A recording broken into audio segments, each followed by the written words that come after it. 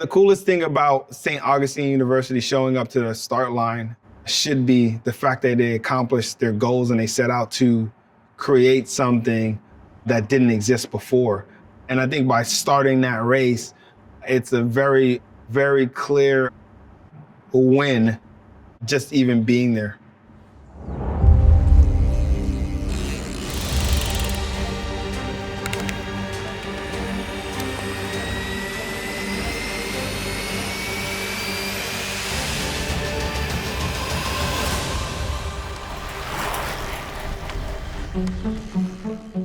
Our athletes are prepared. Our bikes are perfect. We have great equipment. It's a great day. I actually believe it's a great day for a competition. The hardest part about this past year, we haven't had a chance to really engage with our cyclists in a way that exposes them to the world of cycling that we would want them to have. I'm ALEC PERRIN with NC State Cycling here in Raleigh. I'm a student of the university, current senior. Our club today is putting on this race. A cyclocross race is an off-road bike race done on dirt, gravel, sand, almost any sort of surface. Races are generally 30 minutes to 60 minutes long on roughly a 1-mile circuit. This is the first race the SAU bike team will have competed in. We want a diversified sport, and this is the first step in actually showing people that we can do it. The importance of having a HBCU bicycle team in the collegiate division, I feel like it's to make a statement, to change cycling. If you look around, even on a race like today, it looks a lot of the same sometimes. The impact of our SAU cycling program is huge because we will change that in the long run.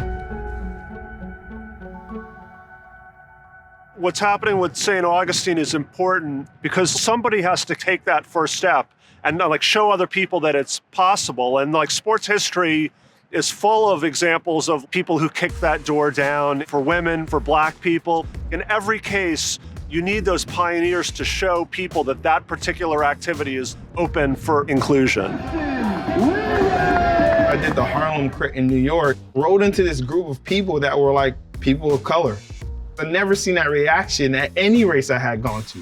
It's just this awakening. If I can share this with the world, young Black kids and sponsors, I can not only influence the sport of cycling, but I could change the way that it operates. I'm gonna start a team. I'm gonna build media around it. We started filming races because we wanted to treat it like football, go in and rewatch what our mistakes were and how we could grow from them. Turns out people like watching bike racing. We're excited for our cyclists, for our competitors. This cyclocross is gonna be a great competition. It's game time, literally, right? Riders ready.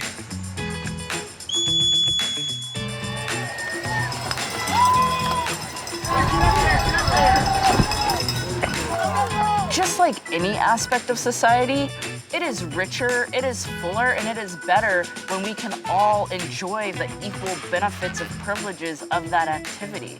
Cycling teaches you about keeping your composure and being able to overcome and have that willpower to do what you need to.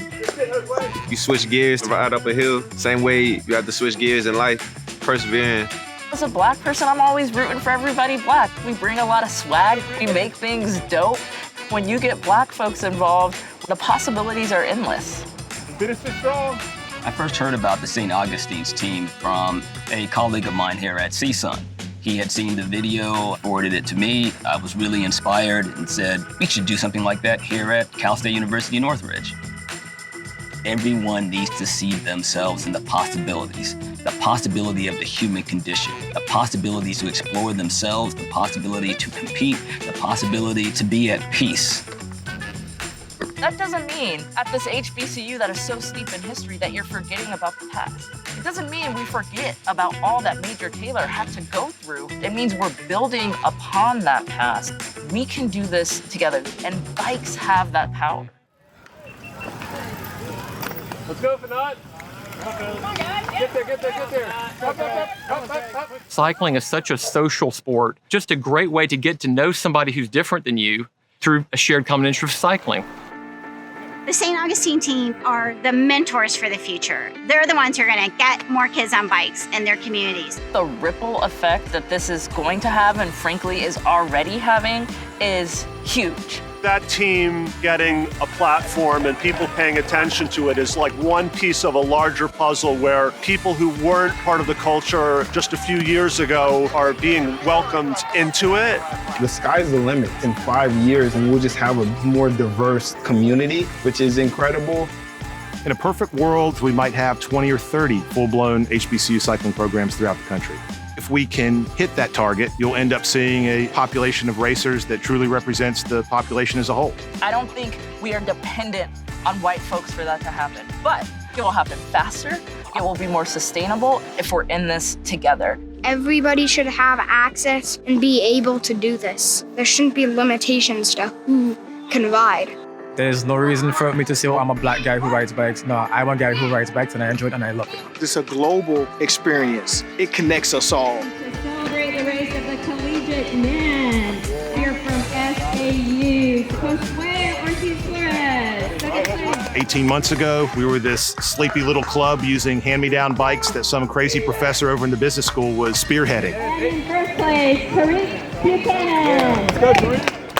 To have 2 kids on the podium. We couldn't have scripted it any better.